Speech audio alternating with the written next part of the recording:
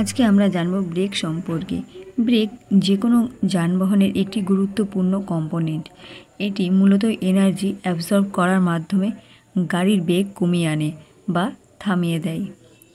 সাধারণত ঘর্ষণের মাধ্যমে ব্রেকিং হয়ে থাকে এবং ব্রেকিংয়ের সময় গতিশক্তি ঘর্ষণের মাধ্যমে তাপ শক্তিতে রূপান্তরিত হয়।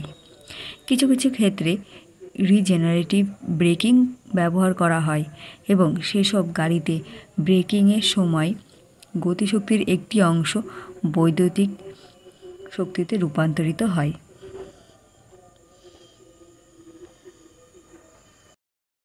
ব্রেকের বিভিন্ন ধরনগুলি হলো: 1. প্রয়োগ কৌশলের ওপর ভিত্তিতে। প্রয়োগ কৌশলের ওপর ভিত্তিতে ব্রেককে দুভাগে ভাগ করা যায়: 1. Foot brake, 2. Hand brake. 2. ব্রেকের সংযোগের ভিত্তিতে। ব্রেকের সংযোগের ভিত্তিতে ব্রেককে দুভাগে ভাগ করা যায়: internal expanding brake, 2. External contracting brake. 3. Brake gear অনুযায়ী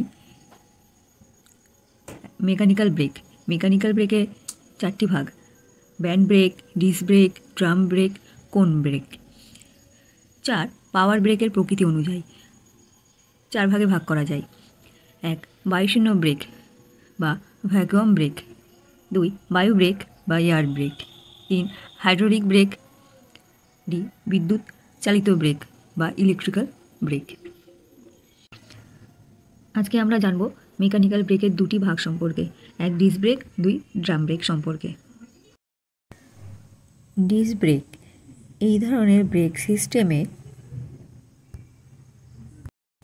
ব্রেক ক্যালিপার এবং ব্রেক রোটার নিয়ে গঠিত। রোটারটি হুইল হাবের মাধ্যমে চাকার সাথে যুক্ত থাকে এবং চাকার সাথেই ঘুরতে থাকে।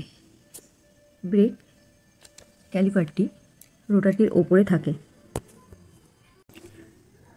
ব্রেক প্যাডেলে চাপ দিলে ফোর্স ব্রেক ক্যালিপারের প্যাডের মাধ্যমে রোটারটিকে দুদিক থেকে চেপে ধরে, আর এর ফলে জেনারেট হওয়া ঘর্ষণের মাধ্যমে ব্রেকিং সম্পন্ন হয়। এই ঘর্ষণের ফলে ব্রেক রোটারে অনেক তাপ উৎপন্ন হয় এবং তা পরিবেশে ছেড়ে দেওয়ার জন্য ব্রেক রোটারের দুদিকের সারফেসের মাঝখানে ফিন থাকে। এই ধরনের ব্রেকিং সিস্টেমে ইফেক্টিভনেস অনেক বেশি, তাছাড়া এরা অনেক ডিউরেবলও হয়। ড্রাম ব্রেক এই ধরনের ব্রেক সিস্টেমে একটি ড্রাম হাবের মাধ্যমে চাকার সাথে যুক্ত থাকে এবং চাকার সাথেই ঘুরতে থাকে। ড্রামের ভেতরে ব্রেক পিস্টন এবং ব্রেক শু থাকে। ব্রেক প্যাডেলে চাপ দিলে প্রেশারটা পিস্টনে ট্রান্সমিট হয় এবং তার ফলে ব্রেক শু দুটি ড্রামের দিকে সরে যায়, আর ড্রামের সাথে ঘর্ষণের ফলে গতিশক্তি তাপশক্তিতে রূপান্তরিত হয় এবং এর ফলে ব্রেকিং সম্পন্ন হয়। ড্রাম ব্রেকে ডিস্ক ব্রেকের তুলনায় কম ব্রেক ফোর্স জেনারেট হয়। এর জন্য এই ব্রেক সাধারণত যানবাহনের পিছনের চাকায় সাপোর্ট ব্রেক হিসাবে ব্যবহার করা হয়।